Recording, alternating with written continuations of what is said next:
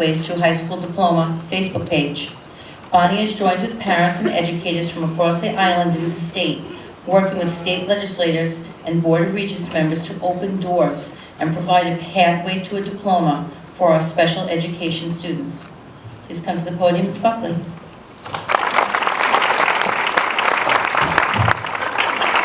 I am naturally very clumsy. My father used to ask me all the time if I picked up the quarter I tripped over. So that's nothing, that's like no biggie. Thank you all very much for coming tonight. I love seeing a packed house. I have a question though. How many of you are teachers of students with learning disabilities? My colleagues. I teach in New York City, I teach in Jamaica, Queens, I teach in a very high needs school building. Every single child in my building gets free breakfast and free lunch. Roughly 3 to 4 children in my room right now are in foster care. I'm going to talk to you a little bit about teaching children with learning disabilities, differently abled children, and then I'm going to talk to you about the pathways to a high school diploma. I'm sorry. I actually just want to say quickly, and I'm sure all of my colleagues kind of feel the same way, I'm not opposed to valid assessments that provide immediate, valid, and useful feedback to students, parents, and teachers. I'm not seeing any of that going on with this current wave of assessments that we have. I liked using data. I teach 4th grade. 4th grade has always been a testing grade, and I liked having immediate data telling me where my children, where my students needed extra support and extra help, where maybe I wasn't quite getting it. I loved that. I loved being able to look at it immediately, identify a need, address my lesson plans, adjust an IEP, talk to a parent. You know, I loved that. And then we got into this. And now I have students with disabilities that can lag up to 4 years behind their neurotypical peers. The rotten core is 2 years ahead of them academically, and I am administering tests that are up to 4 years beyond my students. 4 developmental years. Last year, in my building, several children vomited, cried, and threw tantrums. We had children ripping bulletin boards apart in hallways. No, next. In a separate location, I'm in a separate location, and I'm administering the New York State ELA exam for, I think I was going to be there for 2 hours and 10 minutes. I had a 9-year-old, one of my own students, put their head down and say, "I can't." And I almost cried. Because this was a boy, a joyful boy. He didn't say, "I won't." He said, "I can't." And he put his head down, and that was it. And I got nothing out of him for the rest of that. And not that I fought with him, I just was like, okay, fine, we're good. New York State is, I actually have been laughing on, I'm very grateful for Facebook and Twitter as well. I was laughing last week when I saw that we're being told that the tests are better now. Okay, they're better. Because why? Because our students with disabilities now can sit all day because they get unlimited time. And I'm thinking, are they getting points for tenacity? Is that how we're getting them to pass now? Okay, because at 9 years of age, they figured out how to be tenacious. They will be losing entire days to testing that is well above their level. What else are our differently abled children losing in this farce? I did some research, I've been doing some research, I do a lot of reading, and one of the things that occurred to me and that I actually do see in my building is increased grade retention. And we know that there are large performing gaps, Jamaal referenced them before, between students with disabilities and their non-disabled peers. We also know that students with disabilities continue to be retained much more often than their neurotypical than the general population. More than 1/3 are retained at grade level at least once, usually in elementary school. Despite the fact that retention has been shown to be an ineffective intervention to improving academic achievement, more importantly, students who are retained are much more likely to drop out later in school. That's not disheartening? I don't know what is. And secondly, there's an increased possibility of dropping out. Students that are retained, and if they're retained a second time in elementary school, the odds of them actually graduating drop exponentially. These are children that eventually, they don't want to be in school. What 19-year-old wants to be a senior with it's unreasonable. So they end up dropping out. We also end up calling them push-outs, and then they actually go and take that GED, which is coincidentally now aligned with the Common Core. they're dropping out, and then they're failing the GED. So what exactly are we doing with these children now? I know why I would refuse. My daughter is actually 17 tomorrow. And when this whole movement started, she was in the back end of her 8th grade year. And I did not opt her out at the time, and I deeply, deeply, deeply regret it now. Although I will tell you, she was probably the first student in January of this year to refuse a 3rd retake of the global history and the living environment regents, and I've basically informed New York State that they'll have to come up with another plan. But I digress, I'll get into that in a minute. I know why I would have refused to allow my daughter with learning disabilities to take these tests, but before I came here tonight, I asked a bunch of other moms what they thought. And they cited the test and punish cycle that students with disabilities are experiencing due to the outside testing. There are plenty of internal assessments. I know what I'm teaching my students. Wouldn't our time be better utilized with me assessing what I think I've taught them? Wouldn't assessments written by all our highly qualified educators be more appropriate? Assessments that would truly drive instruction, AEP goals, and teaching plans? What about the long-term anxiety? We have 3rd grade students that are pulling out hair, eyelashes, and eyebrows. What are they ever doing to relieve that stress in high school? Haven't we already acknowledged that we have a drug problem? And lastly, if it's robbing a general education child of any joy of learning, what exactly do you think is happening to the kid that already feels inadequate, stupid, different, and disenfranchised? I don't know about you, but my mom always used to say, you're only a kid once. You will have adult responsibilities and cares soon enough, and for the rest of your life. Guard your childhood. Guard your children's childhood with all that you have. Don't we owe our kids that much? Lastly, for this portion, and I'll move into something else, I read last week that I want my child to learn to think out of the box, not fill in little bubbles. Our kids, differently abled children, already think out of the box. There's loads of data on the brilliance of differently abled children and how many of them develop later in life, become successful, happy, contributing members of society. So why would I set my child up to fail when they have so much untapped potential? Why would I expect non-standard students to be successful at standardized tests? And that brings me to the diploma crisis. And when I talk about the diploma crisis, this is something that kind of fell into my lap last June. And I'm going to ask you a couple of questions. Did you know that starting with the graduating class of 2015, every single path to a diploma involves taking Regents exams?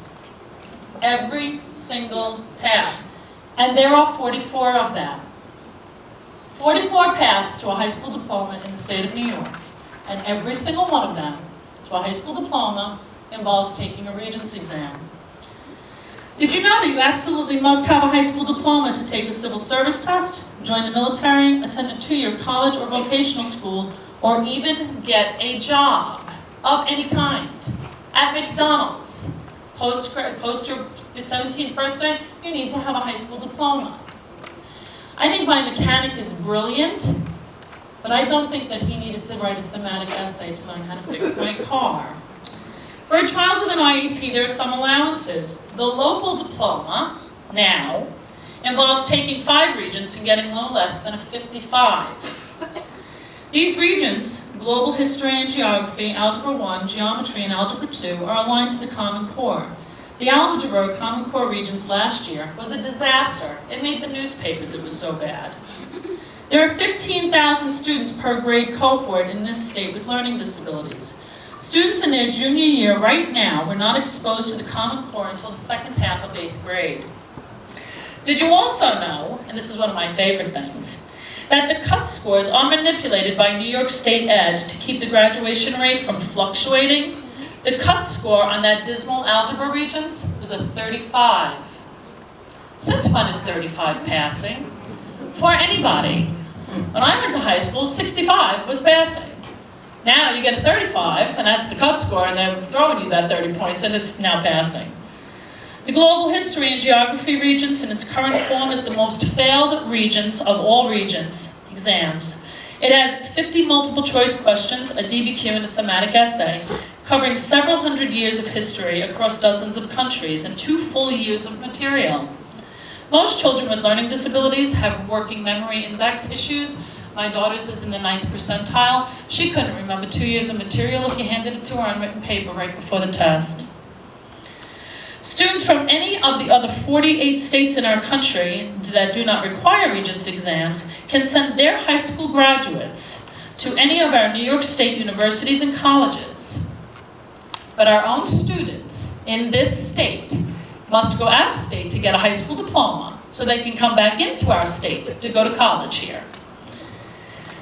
I want to read to you, I want to actually tell you a little bit of a background story on my daughter, and then I'm going to read something to you.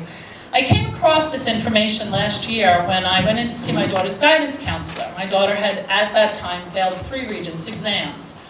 My daughter has what I call fondly the trifecta of learning disabilities. She is language impaired and has been classified since kindergarten. She has dyslexia and an attention deficit disorder. So I used to think to myself, can she not speak? So she can't speak, so how does she read for fluency? Can she not read because she doesn't have language, or she doesn't have language because she can't read, or she doesn't have any of that because she can't pay attention? And then I thought to myself, how do I expect her to be successful in a traditional learning environment? And how do I expect anybody to be able to assess her adequately? So I go in and I sit and I talk to her guidance counselor, who I love very much, and she's had great teachers in my school district. And they outline for me these 5 Regents at 55. And I leave there and I go, and I think to myself, well, what happened to the RCTs? Well, what happened to, when I went to high school, you had a choice. You were Regents, non-Regents, and it didn't matter. You could go either way. And they tell me that that doesn't exist. And I call New York State Ed, because I think my guidance counselor must be wrong. There has to be a mistake. And I get a very nice woman on the phone up at New York State Ed, and I say to her, what is the plan?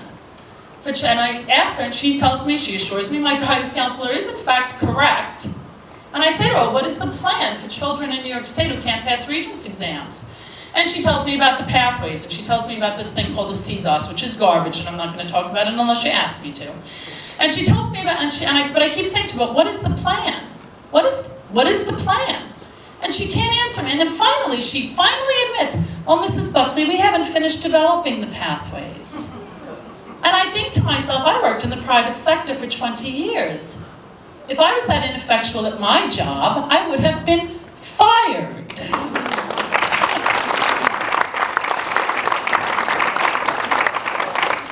And then I think to myself, are you prepared for the societal implications, the societal fallout of thousands of children who cannot get jobs?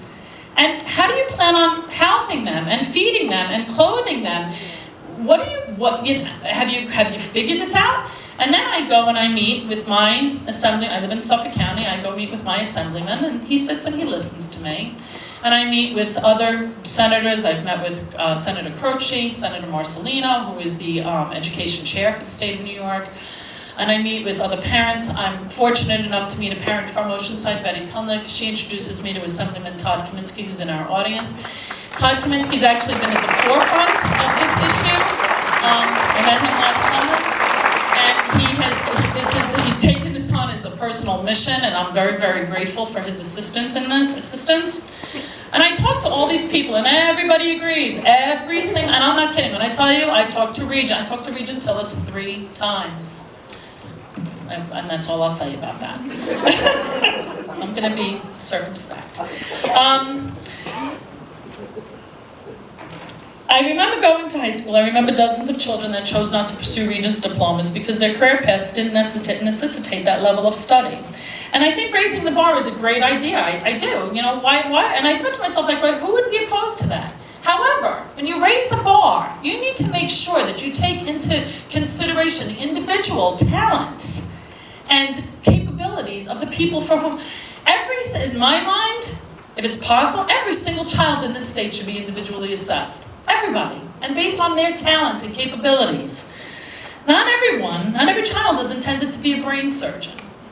And we're not raising a whole entire generation of lawyers, accountants, brain surgeons, and teachers. Some children, and I just said to Mr. Bowman before, in a civilized society, I love the man who picks up my garbage in the morning. I love that we have a sanitation department that takes away the things I don't want to deal with. And in order to have those people, they have to have high school diplomas, and they have to take civil servants exams.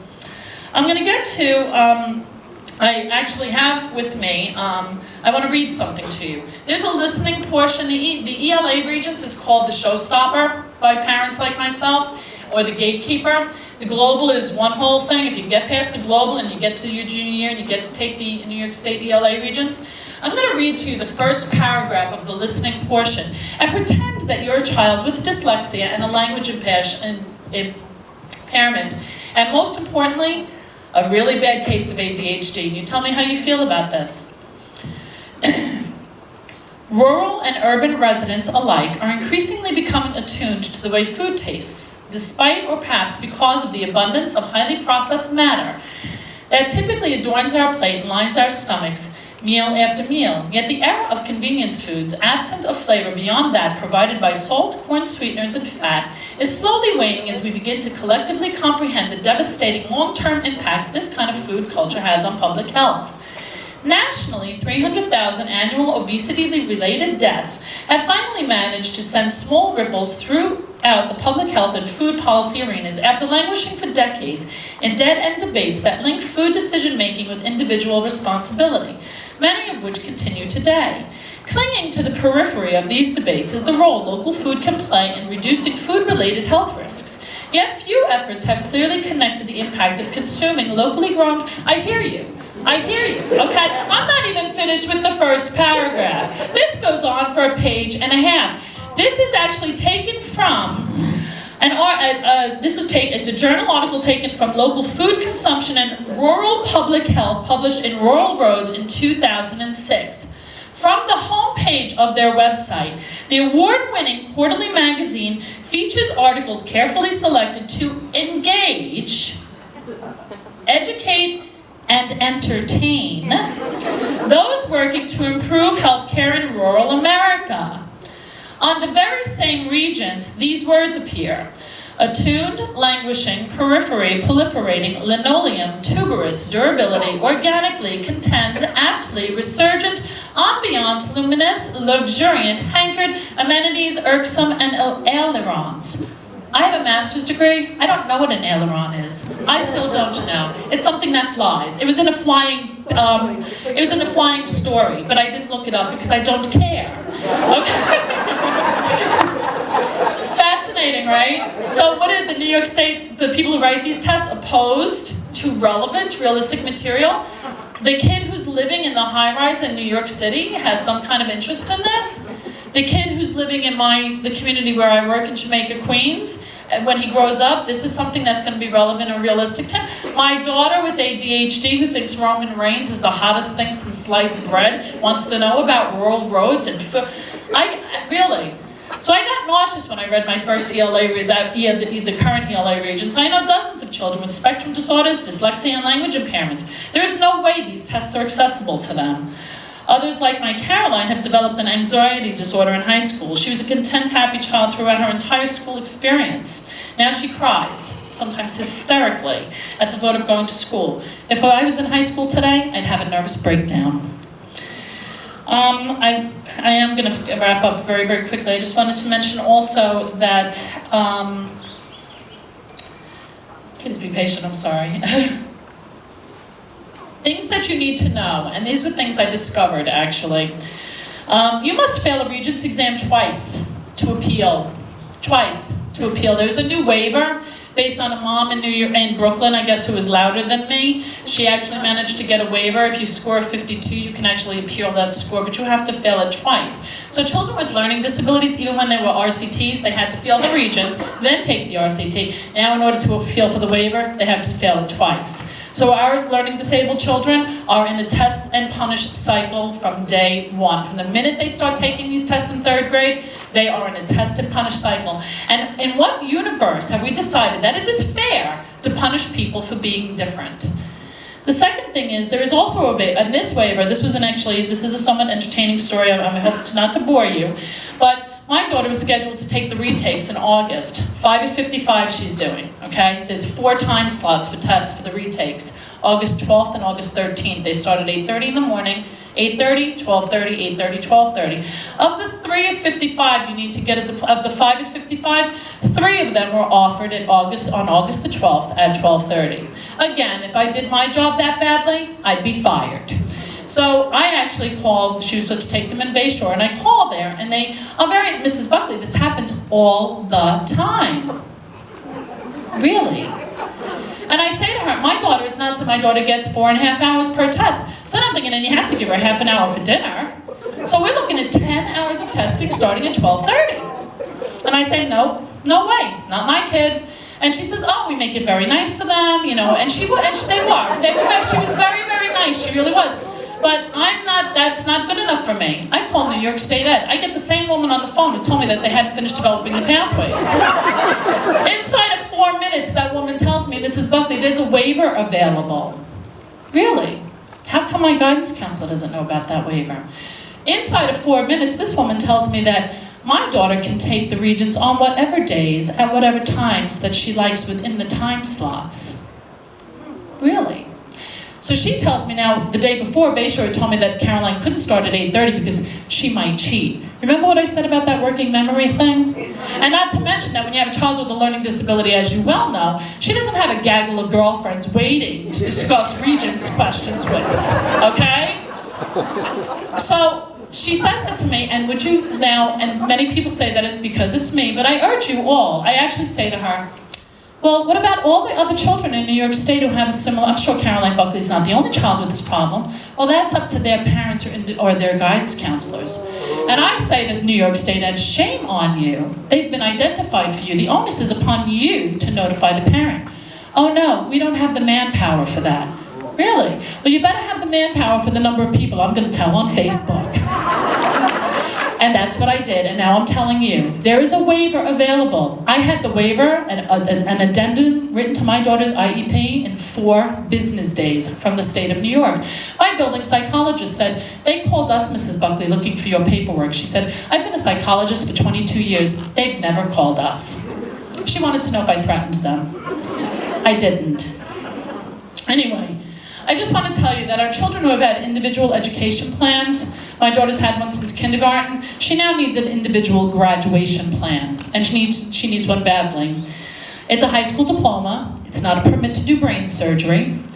High school is a culmination of elementary education. It is not the be-all, end-all. If you need to go further in your education, by all means. And many children with learning disabilities go very, very far. Their brains develop differently. That's just fact. So I want to thank you very much for listening. If you have any questions, there is a Facebook page, Multiple Pathways to a High School Diploma. I do run it with 2 other people, and I'm happy to have anybody jump on board. And I will also urge you, contact any single politician, regent, whoever you can grab a hold of, because this debacle with the diploma, they dropped the ball on the class of 2015. They're about to drop the ball on the class of 2016, and obviously subsequently any class after that. But 2015 has already been left hanging, and I'm hoping that they will fix it before then. I also want to say, in some reference to something Maribel said about PTA, I was the president of SEPTA, and I've been a PTA president about 4 to 5 times over. I couldn't agree with you more. I went to a convention in Rochester on several occasions, a very staunch PTA supporter for most of my adult life, and I am deeply, deeply disappointed and disheartened by what they have done, and I will never ever send them another dime until they disconnect themselves from this kind of job.